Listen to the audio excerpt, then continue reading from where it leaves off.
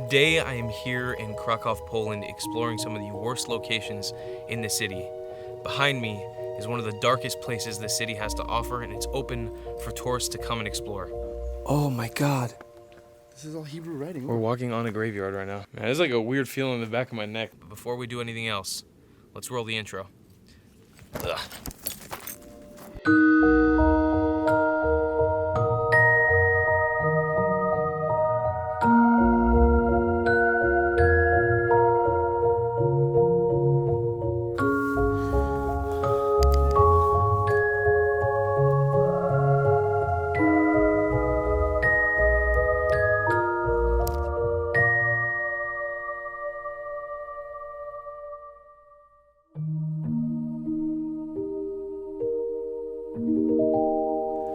All right, ladies and gentlemen, the video has officially begun. We are at our first location, but before we show you guys the first location, I want to introduce you guys to my pal who's adventuring with me today.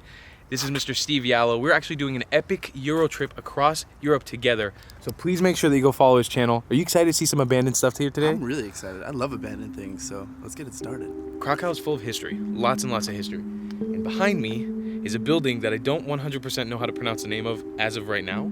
We're gonna try to get you guys a cool vantage point. This building has been abandoned for like the last 50 years and has started going through new reconstruction. I'm gonna show you guys a little bit about it and tell you guys a story in a minute. And this is apparently a blemish of the city that residents here absolutely hate. All right, friends, the building you see directly behind me right now with the sort of green tarp covering right now is referred to by locals as Skeletor, but it's also called the Knot Tower, N-O-T. This thing was designed in 1968 and was started construction in 1975. This was under communist rule when Poland was under a strict communist rule.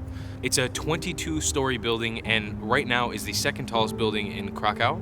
It was actually at one point the tallest building, but it's been replaced by another building, and that building is called the K1. This building was essentially rushed in construction, and during that communist rule, the people who were constructing the building decided to top 8 more stories onto the building last moment and kind of finish it. The point of it was it's supposed to be larger than life. It was supposed to be a pinnacle of the city and people wanted to really stand out. Funding and changes within the businesses that were running this building changed up so much that they decided to just leave the project standing for 40 years. It just stopped. And this building just sat here for the last 40 years like this. Actually, probably even less constructed. What had happened is in April 2016, a construction company bought this building. So there's the name of the company that bought this building, the Strabag company. And it's going to be built into an area called the Unity Center. And it started constructing on it, but there's been a lot of disputes within it. And it's 2019 right now, and the building is still yet to be finished. You can see there is some progress here, but this is still completely hollow. Look all the way at the top there. It's not even close to constructed. This is our first stop. This is a very light, breezy stop. It's not that serious. It's not that bad because the next couple places we're gonna go to are a little crazier. But anyways, we wanted to show you guys Skeletor. This is the building, our stop number 1 here on the tour. And we're gonna head off to the next part of the worst part of Krakow. Let's run, Steve. Let's go.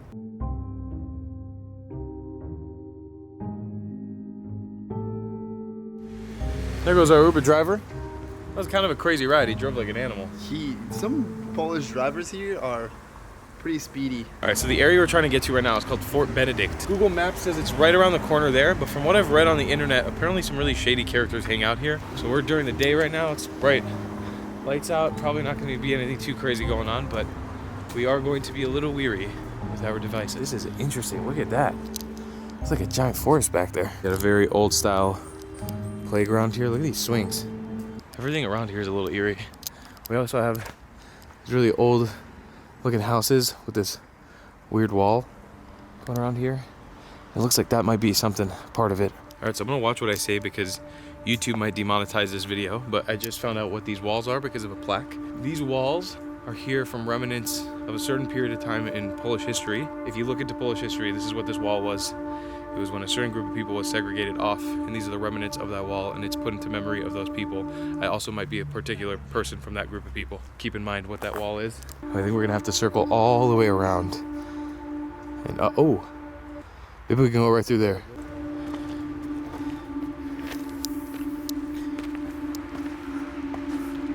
All right, up to the fort we go. I'm seeing a little bits of the fort right now on the side over there. We're hiking up this little trail here. This is creepy. It's very creepy. There's a rusty old fence, but here's the fort right there. We've seen some people pretty sure they're locals. I think they were speaking in Polish, walking around on this back trail. So we're gonna see if we can maybe hop a fence and get in or something.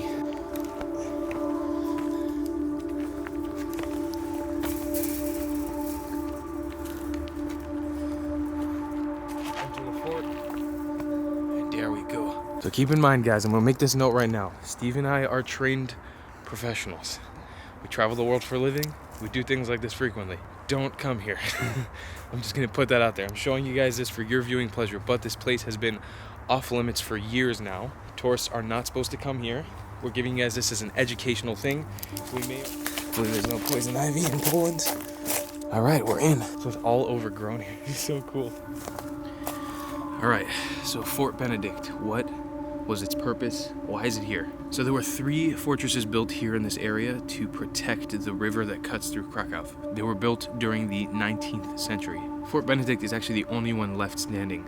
The rest have been destroyed. This thing lost its purpose in 1890s and was actually used as an apartment complex through the 1950s. It was actually given back to the city of Krakow after a certain period of time and then was abandoned, filled with furniture and all kinds of old appliances from people who used to live here. Once it was passed back to the city, it's just been in this sort of limbo state of not being worked on or constructed on, and there are plans to reopen it at some point and make it a tourist attraction, but for right now, it just kind of sits here as an abandoned piece of history within Krakow. Oh my God, what is that? I found a tunnel that leads to some type of basement. Are we going in?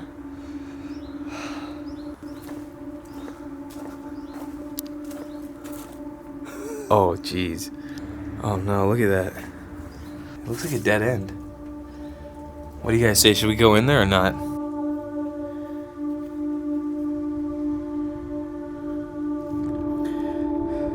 Alright, so we've come to the top of a mound. This is a part of Steve's video, so make sure you go check out his video. Krakow's Mound. Where we're heading to next, it's actually right down there. We can see those old, abandoned, rusty little towers. We're gonna be walking through that trail, deep into that forest, and exploring it. All right, I'm gonna welcome you guys now to the entranceway to the Leoben Quarry. I apologize in advance once again. This is not me being insensitive. It's just due to the guidelines that are on YouTube. I'm not allowed to say certain things. There's a lot of history here from a very significant time period, both for the world, more specifically Poland. And it's unfortunate that I can't tell you guys the exact history because this video will cease to be able to be seen by you guys. But I implore you guys to Google, do some research about Leoben Quarry and learn about what these structures are and what exactly partook in here. I'll give you guys a bit of a briefing, but I can't say everything. We're gonna enter. This is going to be a very powerful and significant place. There's a lot of sad history here, but it's very cool that you're able to actually go in here and just explore it openly. All right, we're descending deep into the forest right now. Back in the day, during that significant period of time where I told you guys about here in Europe's history, they needed a lot of materials similar to the rock materials over here. And so they basically cut out a giant square in the ground, dug out the materials out of it. That way, when you're seeing these shots that I'm showing you guys that we filmed with a drone, you can see how it's almost a perfect square, not a natural shape, that's been dug out by people to get the materials out from the inside of here. Those are the outer walls of the quarry right there. That's actually where we were standing just a few minutes ago. And in here, this has become a sort of protected natural wildlife preserve. Apparently nature has reclaimed it. But we're gonna try to get right over there to those structures. Here's the first sort of building we're coming across of. And it's like in absolute shambles. Look at that, there's holes in the roof. Oh man, you wanna go inside? Yeah. Let's check it out.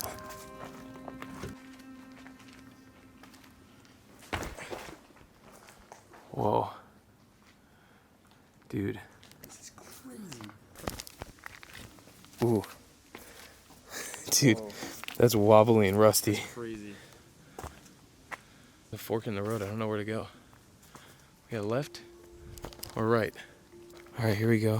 Whoa, this is writing on it. Oh my God. This is Hebrew writing. There's a graveyard. Oh, there's a graveyard. This is all Hebrew writing. We're walking on a graveyard right now.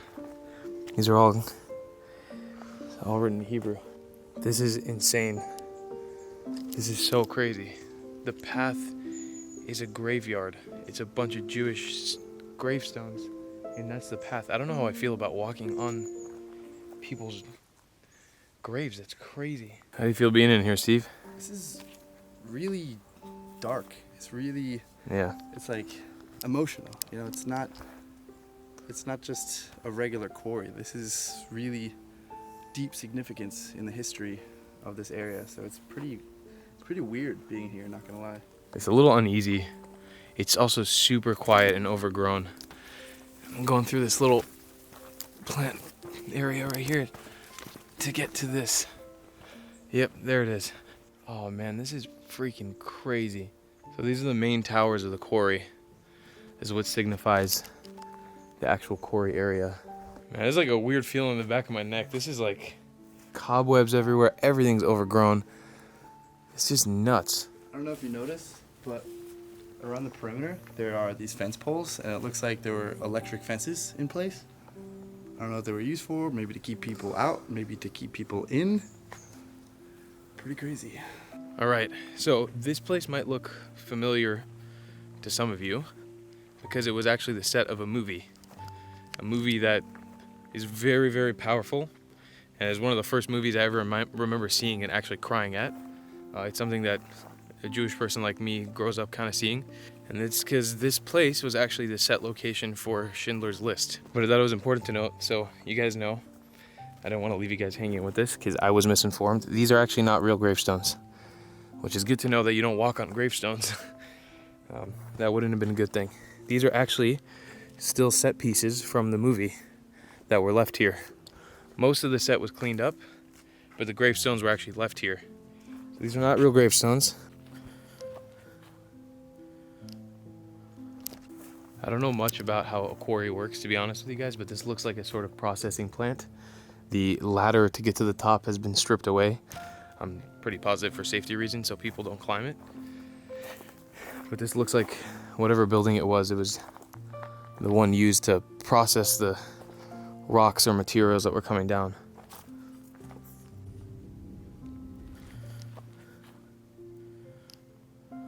All right, our time here at Leoben Quarry is over. I do recommend you guys come here. I mean, it's abandoned technically, and you're not really supposed to visit it, but we are now going to jump off to another place that's even darker than here, and was actually what Schindler's List, the movie, made this location look like. I'm really gonna have to tiptoe on the next one, but I definitely want to include it because it's probably the worst location within Krakow out of all the locations that we're going to today. All right, so we've just ascended out of the quarry. We're done with that. That's it right there behind us.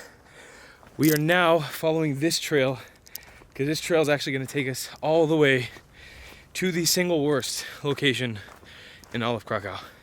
The darkest and the saddest. That's where we're going. All right, it's unfortunate to welcome you guys here, but I do welcome you guys to Auschwitz Off Camp. I'm not going to say the word in the middle that goes in between Auschwitz and camp because I've already explained a billion times what's going to happen. Auschwitz Off Camp, this is the area. We've actually walked, we were up here in the mound, we started here. This was the quarry, and we walked this whole trail down here. We just made it over here. Remains of what used to exist here are gone almost completely. So essentially, back in the day, this used to be a Jewish-Polish cemetery. And during the events that happened here, they were basically taken over and created as a camp to house Polish Jews. It really became the camp in 1942 and was destroyed in 1945, which is really sad to think because over 150,000 people were here in this camp at one point, 80,000 of them not making it out on the other side. 3 short years before the establishment of the State of Israel. All those people that didn't make it out of even this specific location, I mean, not to even think about the entirities of the events that happened, but just those 3 years, if they would have made it out, they could have made it to live in a country where they could be safe. It's crazy just walking around these areas. There's nothing left. There's nothing left showing you anything, any signs of anything. It's just a park now. It's giant greenery. They have these signs showing you what's going on, but the eeriness of what went on here is just, it's just crazy. Here we have some sort of a memorial like obelisk. We got a little menorah here and some writing, which I'm assuming is either in Yiddish or Polish. And we even have some candles. People are still laying out candles. One of them is actually still lit right now. It's just amazing that people are still paying homage here. You know, I think it's almost super important to come to this place because I never knew about this place until I did research for this video. And maybe a lot of people have no idea that there was once a camp here. So think it's really cool that we're visiting and taking this all in. All right, so here we have a sign in Hebrew. I'm gonna read this and I'll translate it. It says, "Kan b'makom hazeh, onu lepchu v'apchu la'afel b'shanim." People came here and turned to dust between the years of 1943 to 1945. Ein anu yodim et hashemot hanirtzachim nechna rak b'mila achat Yehudim. Wow. So it says there's no record of the people that didn't make it out of here, and they were just all looped under one word, which is Jews. In Hebrew it says Yehudim. And here we have a box with some candles. It says Kol od balevav pnima nefesh Yehudi homia. This is actually one of the lines from the Israel national anthem. We're gonna leave this camp right now. I really do advise that you guys do some research after watching this video about what went on here, just to educate yourself a little bit, because it's very sad. It's definitely not gonna be a happy day for you if you read about it, but it's important to always remember and never, ever, ever forget what happened here. We are heading to our next location right now. We are going to an abandoned train depot cemetery. That's what this thing is called. It's going to be a bunch of abandoned trains. We're currently walking down some sketchy freaking road with some weird little walls. We drove an Uber here and then got dropped off right here. So hopefully nothing goes wrong and we can actually find this place. I always feel the need to whisper when we're coming to places like this, especially for the first time. The mattress over there. Just found all these little rooms over here. Here are the tracks. It's always uneasy walking on train tracks. It's never a comfortable experience. Is there a train coming right now? It's gonna be on that track. Holy shit, should we stay here and watch it? Yeah.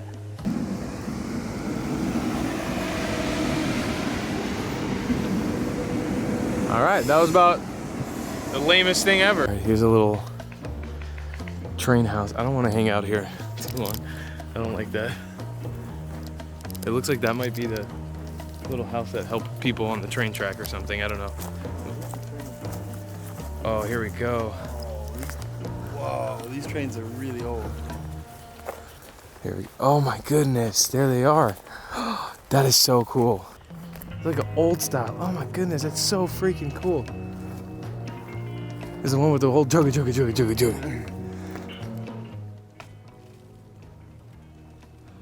Guys, check this out. Okay, hold on. I'm not sure if this floor can actually support me. It's all like stripped away wood. Oh jeez, this is scary. Okay. Okay, it doesn't creak too bad. Check this out. It's like the skeleton of a train. I switched to GoPro because I wanted to give you guys a little better look at how this place looks from a wide angle view. Check that out. That's pretty incredible, huh? I think it's time for us to climb this train a little bit. You just gotta test it out, put your weight on it, and hope that it doesn't break. Oh my goodness.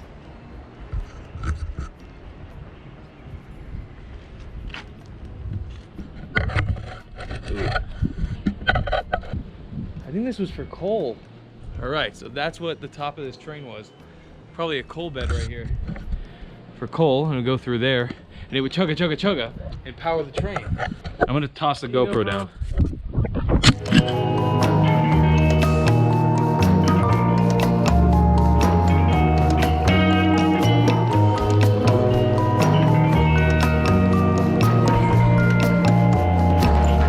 This is like the cockpit of the train, I think. Maybe, I don't know. Look at that, there's like a thing you could turn here. I'm surprised this is so sturdy.